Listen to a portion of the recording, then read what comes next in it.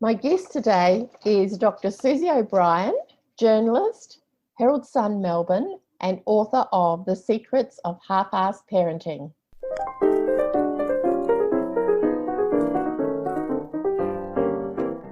Welcome to Tits Up. When things go tits up, they're broken. Tits up can also mean brave up and get on with it. This is what we do as mothers. When things are broken, we pull up our big girl pants and we wade through the muck.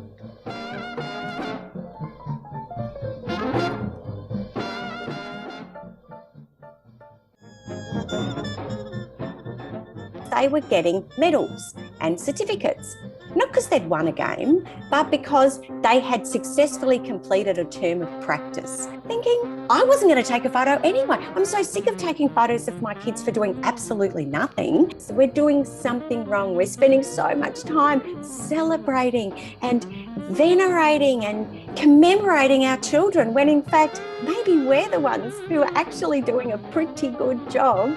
Be reminded that their parents love them by having a love heart drawn on a banana. A little bit more half-assed parenting is probably a good thing. Let the kids build their own Lego. Let the kids do their own homework. Let the kids make their own lunches, and they're going to be better off for it, and so are we.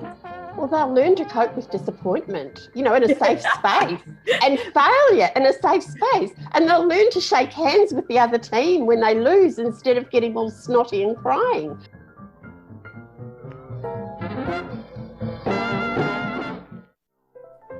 This episode of Tits Up is sponsored by Booby Foods, all natural and organic foods to nourish you as you breastfeed your baby. Okay, so good morning. Here to share her Tits Up story is Dr. Susie O'Brien. Susie's a journalist and columnist with a PhD in education, and for the last 19 years she's written about parenting and social issues for the Herald Sun and other News Limited papers. And she appears weekly on Channel 7's Sunrise. She and her partner have 5 kids between them. They're the Brady Bunch without Alice to cook dinner every night. Susie's also the author of a fun new book, but it's also thought-provoking. It is fun to read, but makes you think. The Secret of Half-Assed Parenting, Raising Kids with Half the Guilt and Twice the Joy. Welcome, Susie. Thanks, Pinky. So can you tell us, was there a tits up moment that inspired you to write Half-Assed Parenting, or was it something that you felt happening more gradually over time? Well, it was funny, and I talk about this in the book. I was at a kid's sporting practice, and I was sitting there on the sidelines with my laptop, being a crazy worker mum, and the kids down on the soccer pitch were getting their photos taken by all the other parents because they were getting medals and certificates, not because they'd won a game, but because they had successfully completed a term of practice. And I remember someone coming up to me in the stands, and I'm frowning at my laptop, and they said, "Oh, Susie, would you like us to take a photo of your son for you? Because I can see you're busy." I remember looking up at these kids holding their medals and their certificates, thinking, I wasn't going to take a photo anyway. I'm so sick of taking photos of my kids for doing absolutely nothing and celebrating every minor achievement of their lives. And I thought, you know what? I should be the one getting the medal, because they hadn't won a game. They hadn't even played a game. All they'd done was turn up for half an hour a week of practice. And actually, you know what? Who did the hard work?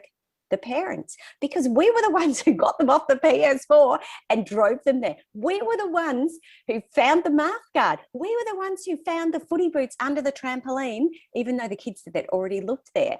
So it made me realise we're doing something wrong. We're spending so much time celebrating and venerating and commemorating our children when in fact maybe we're the ones who are actually doing a pretty good job and need to just take it down a little bit and start thinking about celebrating the parenting that we're doing, because we're actually doing a pretty good job. Yeah, look, I don't know anyone that isn't doing their best. Everyone is doing the best that they can do, whatever the hell they're doing. And when you say that, I was just talking to my sister-in-law the other night, and she's a grandmother like I am, and she is going to a special breakfast this weekend. We sort of had a little bit of a grin about it because her grandson is celebrating his 50th I don't know whether it's basketball or football, I can't even remember. And I said, but I wouldn't have known how many games my kids had played. Oh, maybe we were just slack mothers, kind of just laughing, going, what? There's a celebration because you've actually played, you know, he's up to 50 games. So I don't know, he's about 11, you know, and I just thought, oh, okay, who counts? You know, I was sort of going, who counts? Because I couldn't imagine who the hell would count. It's funny, Pinky, because my kids have done the same thing. And, you know, for those games, they turn up and they run through the banner just like the AFL players. Yes, yeah. And, you know, no one's saying that's not nice for kids. But I think somewhere along the line, we're losing touch with raising kids to be resilient and tough enough to take the knocks, to lose a game without crying and getting 3 hot dogs and 4 packets of chips to make up for the fact that they lost by 1 point or they didn't get touch the ball. And I think we just need to get back to basics. We're spending so much time, you know, parents these days are so hyper. They're, you know, doing their kids' homework for them because they think that they aren't doing a good enough job. And they're, you know, leaving love notes in their lunchbox because the kids just have to be, you know, entertained and enthused by their lunches and be reminded that their parents love them by having a love heart drawn on a banana. Or parents are spending so much time driving their kids to play dates and sporting matches that they've actually forgotten to have a life of their own. You know, they'd never forget Tuesday afternoon soccer, but they would forget to actually have a life of their own. Yeah, so you're thinking parenting is getting harder. Do you really? I mean, it's getting harder. Is it all these expectations around it? What the hell's driving it? Well, you know, I don't actually think parenting's getting harder. We're making it harder because we're adding all this competition and all these expectations. And inside the heads of a lot of parents these days is a voice saying, do more, be more hands-on. You know, we're working longer hours and we're actually spending, quite a lot of us, less time with our kids than our parents probably did. But it means that there's some inbuilt expectation in our own heads that says the time we do spend with the kids, we have to be much more hands-on. And I look back these days, I was a kid of the 70s and 80s, and, you know, my parents would buy us Lego and they'd open the box and we'd sit on the living room floor and we'd make Lego. These days, the Lego comes in, you know, $200 boxes with 17 separate manuals, and it's so complicated that the parents have to do it for the kids, or certainly with the kids. And, you know, it's a really nice illustration of how parenting has changed, that these days we think that being more hands-on and more involved and orchestrating not just where they go and what they do, but how they play even, is seen to be a better thing. And I'm here to say a little bit more half-assed parenting is probably a good thing. Let the kids build their own Lego. Let the kids do their own homework. Let the kids make their own lunches, and they're going to be better off for it, and so are we. Well, they'll learn to cope with disappointment, you know, in a safe space. And failure in a safe space, and they'll learn to shake hands with the other team when they lose instead of getting all snotty and crying. I mean, my kids were 70s and 80s kids, and I remember at one of the BMX races, actually some of the parents there were pretty full on too, and I remember my son winning, and the kid that got second was such in a huff that his parents actually took him home because he was upset. And they were 10 years old. Yeah, I've seen 10-year-olds. You can't even take their own football boots off after a game. The parents are kneeling in the mud, removing their kids' shoes so that they can put, you know, plastic bags on their feet before they get in the car. You think, why should the parent get dirty and the kids stay clean? Like, it just makes no sense. And, you know, Pinky, I think you asked, you know, what's changed? Social media is another massive part because it provides a really tangible benchmark for all of us in terms of how we're doing as parents. And we can compare our own parenting to everybody else around us. And you know, a lot of people, the parents put their highlight reel on social media. You don't put all the crap. And so no wonder we're feeling like everyone else is nailing it when in fact they're probably not. Not all the time. But I have seen people on social media that I have met and seen and know personally and go, oh my goodness, when did you get that beautiful? You know, their house is just as messy as mine. I know, but they somehow managed to make it look absolutely perfect. Well, we can all tidy up a corner. Oh, absolutely. And, you know, there's so much, all this sort of wellness, empowerment, you know, a lot of it, I think that, you know, there's some good stuff about it, but it goes way over the top, you know, that as a mother, I'm expected to retain my sensuality and find my femininity, like all the social media influencers. And, you know, I care more about retaining my sanity and finding my daughter's mouth guard because it cost me $150.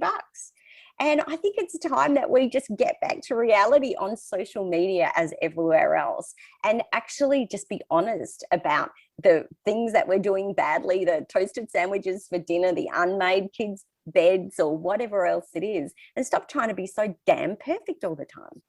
We don't have to, no, but I mean, it starts with very young people. I mean, I'm sort of wondering, you know, with the really new mums, how much anxiety is provoked around, you know, I just had a mum text me last night about someone would it be okay for her husband to give her, you know, I don't know, about 2 week and a half old baby, it's her second child, a bottle of express breast milk if she went to bed and had a really good sleep? And I said, but because one of the midwives in hospital had told her it would muck up her breast milk supply, I said, you're an experienced mother, you know your own body, your boobs are going to wake you up as soon as they get full anyway. Yeah. Go to bed. Absolutely. I mean, you know, tomorrow do skin to skin and let that baby feed lots. If you feel any dip in your milk supply, you know, you go back to basics and you feed up. But just for one night, yeah, you know, it's okay. Your sanity is more important than, you know, and she was giving express milk. It wasn't as though she was racing out and getting tins of formula or anything. So it was still coming from her body. And she would only be able to sleep for a few hours. I mean, probably 3 or 4, maybe 4 or 5 instead of 2, but, you know, with a newborn. But it wasn't going to hurt anybody. But she was so worried and anxious about it. And I just thought, this is so sad that people can't be loved up. You know, new mothers can't be loved up and told it's okay. But I think that's the thing, we're second guessing ourselves and we're not trusting our gut. I mean, that mother probably knew that would be okay. She wanted someone else to give her permission to do it. And I think across the age range, that's how parents are behaving these days. And look, I'm as bad as anyone. I totally get it. And, you know, since I've written the book, people have been saying to me, am I giving my kids too much, you know, my toddler too much food in the squeezy pouch? Are my kids enrolled in too many activities? Are their lunches not organic enough? You know, occasionally I don't cook dinner from scratch, they tell me. And I say, well, good on you. I hope you went out with the girls instead of cooking dinner from scratch for one night. Yeah, you know, toasted sandwich and an apple. There's about 3 food groups there. And we've stopped the ability, I think we've lost the ability to trust our instincts and to really trust our gut. You know, we already know the answer to those questions. You know, if you're asking whether your toddler is having too many squeezy pouches, then perhaps they are. Maybe, you know, do some more cooking. But because you're asking the question because you probably know the answer. But you know, you're saying, are my kids enrolled in too many activities? Yeah, well, maybe they are if you're never at home and you're spending the whole time trying to work out where, you know, Saturday morning soccer is. Yeah, where the hell you're meant to be. So I think, you know, we have to trust our gut. And that comes back to, you know, newborns as well. One of the biggest ways that parents of newborns are judged so cruelly is, you know, is your baby sleeping through the night? And I've got a whole section. It's my pet peeve too. And I've got a whole section in the book about it. And research shows that people's view of whether babies are sleeping through the night changes by about 5 hours. So you can have someone whose baby sleeps for 4 hours and they say they slept through the night. According to them, they did. Others say it has to be, you know, 9 or 10. And so we've got all these changing goalposts, these competing expectations. No wonder people are ringing you in the middle of the night thinking, saying, do I have permission to give my kid a bottle? Yeah, well, it was, when you say that about their different perceptions, I was actually teaching baby massage a few years ago, and, you know, the mothers filed in. It was in a room at the back of a health food shop, and so they had their drinks and their smoothies and what have you, and they're all sitting around. And I said, right, let's talk about sleep while we're here, you know, because we're doing the baby massage, having this discussion about sleep. And it was really interesting because half the mothers said, oh, no, I'm getting up to my baby at night, and the other half was saying, oh, no, my baby sleeps all night. Now, one baby slept all night even though it had a boob several times in the night because it was sleeping in bed with the mum. So she didn't actually put her feet on the floor. So that baby was sleeping all night. There was another baby, the mum got up and put the dummy in a couple of times. So her baby, I don't know whether her baby was waking or sleeping, but it was really about the parents' perception. Yeah. Like you say, about, you know, how the baby was actually sleeping. But the first question everybody asks a new mother is he a good baby? Yeah, is he sleeping? And then you're on for young and old. And it's the next one. And I just say, no, tell him he's a bad baby. He's already, you know, come home drunk last night, robbing banks or something like that. And then, you know, after being pregnant for all that time where you don't drink anything or hardly drink anything, you suddenly have one glass of wine and then you think, oh my God, is my baby going to get drunk? And, you know, like, I think we have to keep these things in perspective and, you know, remember that the stuff on social media isn't, you know, the other mums aren't out there to trap us, to judge us, to hate us. They're probably feeling just as insecure as we are. And, you know, when you've got parents who are, new parents in particular, who are turning up at the school gate or the kinder gate or the childcare gate and looking at all the other mums who seem to have it all together, you know, in their beautiful, their thigh gap and their athletic wear. And you know what? That mum with the thigh gap and the beautiful PE Nation outfit, she's been wearing that for 3 days now. She's had half an hour's sleep in 48 hours and she's hoping that you don't notice that she's got a massive stain on her top.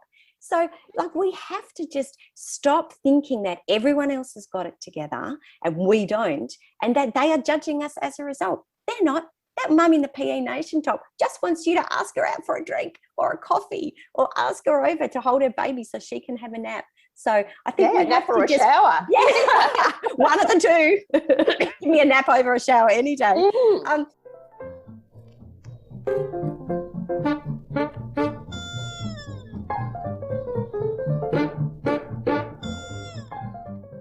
Newborns need to be fed around the clock, and the mama milk machine does not stop, day or night. The average baby requires at least 9 hours of hands-on care a day, and that doesn't include all the extra tasks of washing, cooking, and basic self-care, like simply having a shower, that goes with a new addition to your family. As you breastfeed and care for your baby, feeding yourself is often the last thing you can manage. And this is why I, Pinky, I'm an international board certified lactation consultant, created delicious Booby Foods. So far, Booby Brickies and Booby Brekkie to nourish you as you breastfeed your baby. As a nourishing snack, an analysis by Victoria University Melbourne found that Pinky's Booby Foods can be a helpful nutritional complement to a healthy, balanced diet. And because we know that everything mothers eat will be passed to their baby through breast milk, Booby Brickies and Booby Brekkie are made from all natural and organic ingredients with no preservatives or additives. You can download my free ebook, Making More Mummy Milk Naturally, and you'll get 15% off any purchase when you order Booby Brickies, Booby Brekkie, or any of the carefully curated breastfeeding accessories at www.boobyfoods.com.au. Use the code TITSUP at checkout to receive your 15% discount.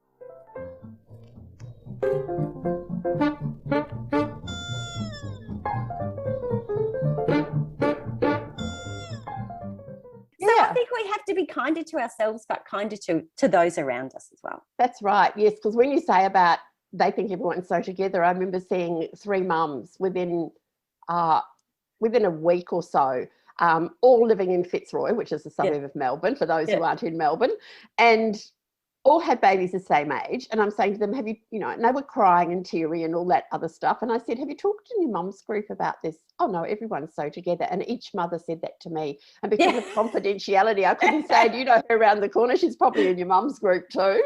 And you know, like the mothers groups. I mean, I've got friends who went to one mothers group and then they just ran. They felt that, you know, it was okay to put on a bit of weight while you're pregnant, as long as you were back in the size 8, you know, true religion genes by the first mothers group.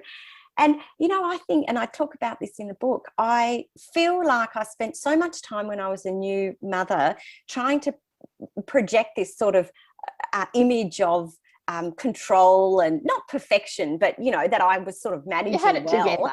Yeah. had it together, that I lost probably a year of really great intimate relationships with those women in my mother's group, because I didn't let them in. I didn't want to admit that I was flailing with controlled crying or worrying about breastfeeding, or, you know, and we'd sit there and we'd talk about what private school the kids were enrolled for and all these silly things, when we should really have been talking about how our boobs were sore and how our husbands have kept pestering us for sex and things like that.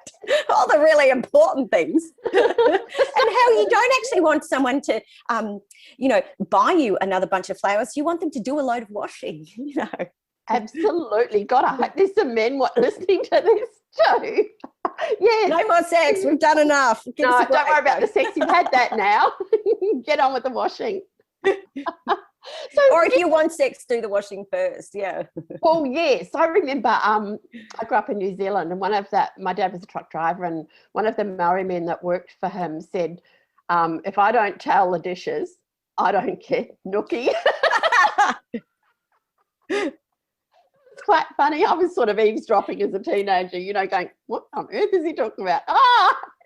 Well, it's funny. In the book, I talk about some research involving a study of new mums, and they looked at what they most needed. And one of the things was retraining husbands to help with housework, because there was this sort of sense that the husbands wanted to be hands-on fathers and wanted to do everything they could to help. But what actually some of the mums needed was to get the stuff done on the home front. And they wanted the men to be great fathers, but they also didn't want to be stuck doing everything else while everyone was holding the baby. So here's the baby, now go and do the dishes. And so retraining the housework shy husband was actually a really key part of this program in getting new couples with new babies to communicate better and to get along better. And then when they have had that practical help, I mean, because there's nothing worse than sitting there stuck on the couch with your baby on your boob, noticing, you know, the pile of dirty dishes or the dust all around the skirting boards or whatever the hell. And yeah, that's just horrible. And when they help you, you've got more time for them. You know, it's the greatest turn on of all, is a bloke that actually notices, that doesn't have to be asked. Absolutely. Tell me when you find out how to teach them. I'm pretty good at husband training. My husband reckons I should start a certificate course. Training. Yeah, it takes a long time though. So do you think, with all these parents, you know, as we get into the older kids, do you think the parents think that if their kids are failing, whatever the hell that means to anybody, or they're not achieving really highly, that it's a reflection of the parents? You know, they're wearing their kids as some sort of badge of their own good parenting? Well, certainly in the 70s and 80s, if a kid was naughty, we'd blame the kid. We wouldn't blame the parent. But I think these days we actually do blame the parent. We're judged for our children's behaviour, even though we might have no control over it. And I think that there is this really judgy sort of mentality where people are kind of looking at, you know, how many activities, what's in the lunchbox, what you're wearing to school pickup, you know, the shouting that goes on the sidelines of soccer matches, or the competitive kind of, has the 8-year-old got the lead in the ballet, or, you know, has she got the front of the line in calisthenics or whatever.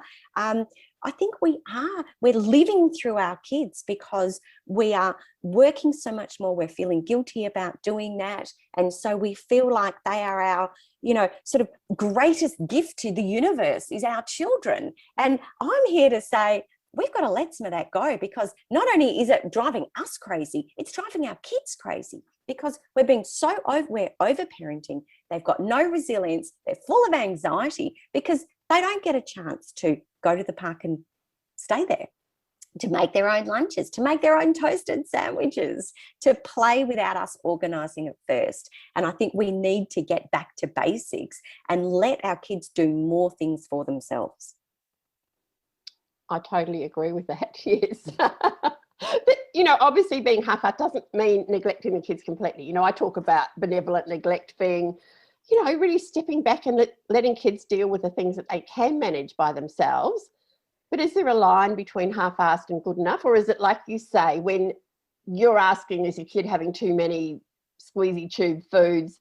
It's probably, you probably already know that you're going over that You're line. asking the question because you know the answer. Well, I say half-assed parenting is about doing half as much and knowing it's more than enough. It's not about giving up and doing a bad job across the board. It doesn't mean less love or less empathy or less protection.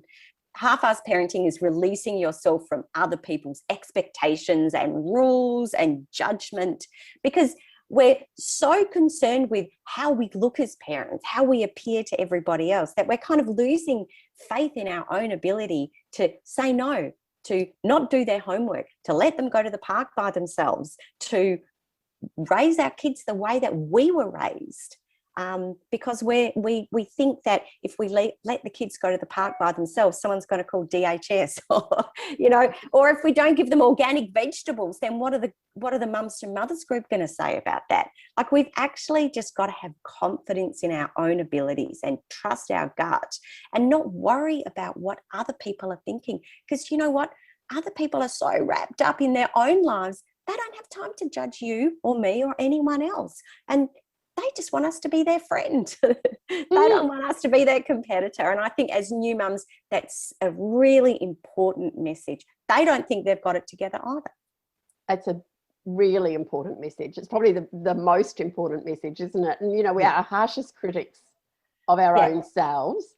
Yeah. And it pulls us up. And, if anyone is judging us or being nasty, they're not our people anyway. What other people think of us is none of our business. Yeah, absolutely. I've got friends who turn up to, the school cake stall, and they've been up all night baking, and they're worried that someone's going to see that it isn't a perfect Donna Hay, chocolate cupcake with the perfect swirl. And I'm like, just go to Coles and buy something from the shelf. You know what? I've learned, if anything you serve on a dirty oven tray, people assume is homemade. So just, pull out a dirty oven tray, put it on, ruffle up the edge of those cupcakes. No one's going to know the difference. If that's what makes you feel better. Or you know what? If you're going to be judged because you're doing school pickup in your nightie by the other mums, get some new friends. If you're wearing slippers to pick up because that's the kind of morning you've had, you don't need to be judged by the other mums. You need better friends who are going to understand where you're at. And look, maybe some shoes that look like slippers or slippers that look like shoes might be handy.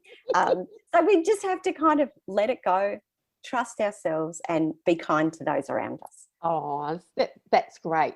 That's really great about, ditching that guilt and knowing everyone else wants to be your friend. Well, some of them do. I think most find your people, if you're honest. They're always, there's always the mean girls out there. But, steer clear. And you probably find that they're putting up this massive front because they've racked with insecurity anyway, and they probably just really want you to open up to them and become your friend. And then this great source of competitiveness and guilt is kind of removed because you're all on the same page. And I think before you have that first child, you have that preconceived idea. You've seen all the beautiful Insta mums, floating down the beach in a white dress with a toddler and no dirty fingerprints on their dress in the photo.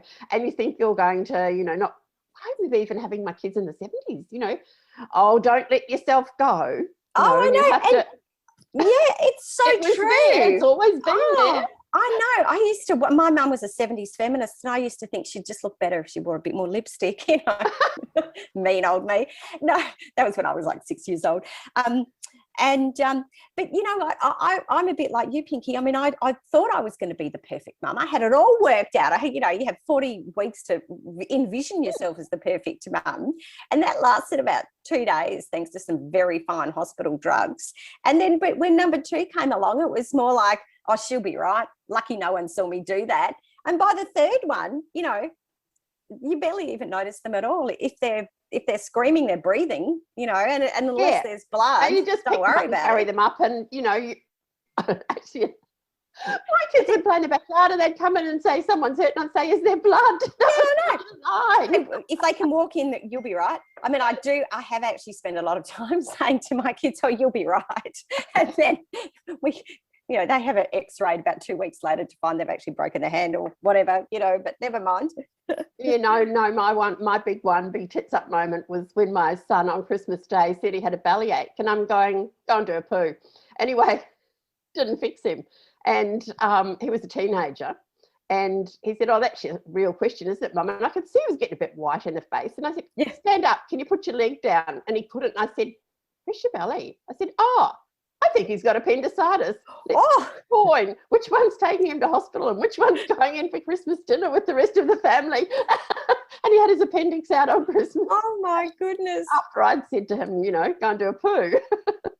Oh, look, the book, I've got a whole section in the book about bad mums and shitty mums. And I did at my local primary school a bit of a call out to mums with their sort of guilty bad mum secrets. And I've got some wonderful stories of people who they've got the toddler and the newborn in the double pram, and the toddler says, oh, I need to go to the toilet. Mum, I need to go to the toilet. And the mum says, oh, come on, you know, I told you to go before we left. You'll be right. Just hold on till we get to the park. And then 3 seconds later, there's wee dripping down through the pram onto the baby below. You know? Yeah. But that's what I love about your book, is that you've got so many real things that we actually can relate to. You know, it's not about perfection. And like you say, it's not about being a total dead shit parent. It's actually, you know, it's actually being a better parent because you're less encumbered by competition and guilt and worry, and you've actually freeing yourself up to do a good job and to be a happier person. I mean, the whole book came about because I was doing a story about some research that showed that 1/5 of parents say that they were happier before they had kids, and these are kids they wanted to have, and 1/3 of parents are so stressed they don't actually know if they're happy or not. And you think, wow, we're living in a you know, a wonderful, supportive society. You know, we're so lucky here in Australia. What's gone wrong to make parents feel so damned unhappy and so stressed? And so the book was really not only looking at why we're in this position, but also how we can turn things around. Yep. How would you see us turning it around, other than, you know, chilling out a bit? I think social media, stop following people on social, not even get off it, but stop following people on social media who don't make you feel good about yourself. Stop thinking that all the other mums are judging you for doing a bad job when they're probably, as I say, just want you to invite them over for a wine, WHINE, as well as the other kind.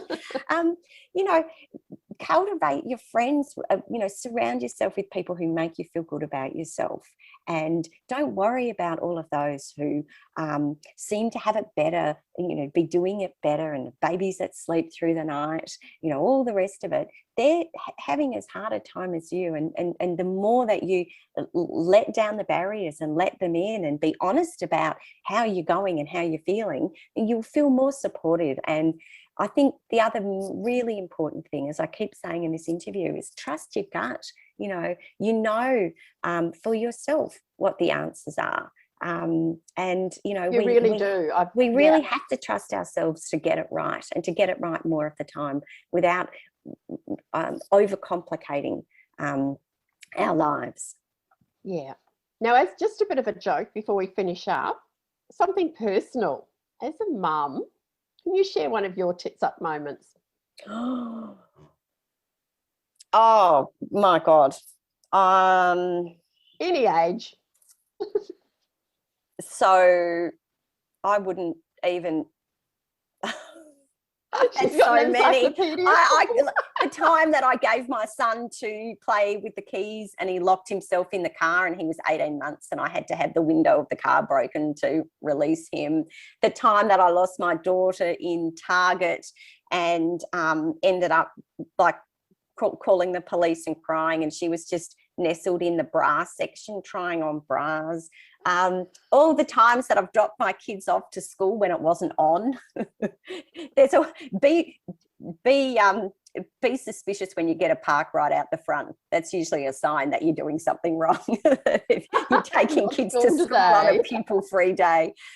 Look, I have had so many wonderful bad mum or tits up moments, and you really just have to laugh at yourself and keep notes, because looking back on all those moments where you think that you've just had a really bad day, but in hindsight you can see the humour in it all.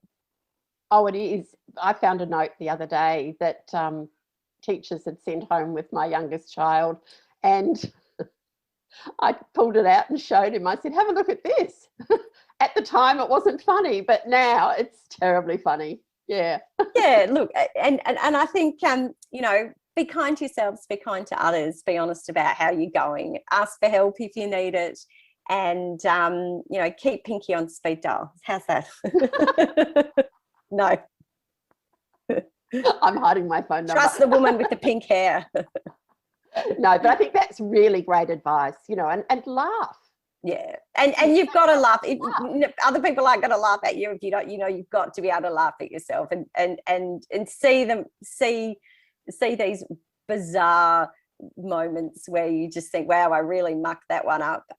That's okay. The kids are, as Roseanne says, the kids are still alive at the end of the day. Then you've probably done a pretty good job. And the other thing is, when they get older and have their own kids, they don't want to think they had a perfect mother. They love, teenagers especially, love having a chat about their, ridiculous mother. Yeah. I mean, my son, we still sit around at the dinner table and talk about how my son was 18 months old and did poo painting in the cot. His poor grandfather had to clean it up. Where you walk in the house and go, what's that smell? And they go, oh, yeah, Tom had a bit of fun at midnight. So you should throw it back on them anyway. Yeah, that's right. If they're perfect children and we're perfect parents, there's no laughs when they're teenagers. Now, Pinky, I've got to go. Yes, well, I'm going to go. Right? So Sorry. before we sign off, thank you, Susie. Oh. And where can people go to follow you and your work, and where can they get your book?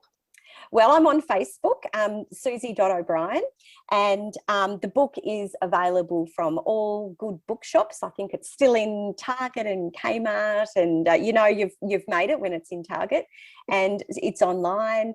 And so it's called The Secret of Half-Assed Parenting. And I hope parents read it and just have a laugh and feel good about the job they're doing. Right. Thanks very much. And I'll put that link, links to all your stuff. Yeah. Thank you so much, Pinky. All the very best. Yeah. Thanks, Susie. Tits up, ladies. Pull up your big girl pants. We can do this. We are mothers. This episode of Tits Up is sponsored by Booby Foods, all natural and organic foods to nourish you as you breastfeed your baby. In the spirit of reconciliation, I acknowledge Aboriginal and Torres Strait Islander peoples as the traditional owners and custodians of this country and their connection to land, water and community. We pay our respect to them, their cultures and customs, and to elders past, present and emerging. Thank you for listening to this episode of Tits Up. This podcast was produced by Dave Stokes. For more information, connections with our guests and special offers from our show sponsors, please pop over to my website and check out the show notes, www.pinkymccabe.com. I would love it if you could please share the love by leaving a review. 5-star reviews will help other mums to find this support and information too.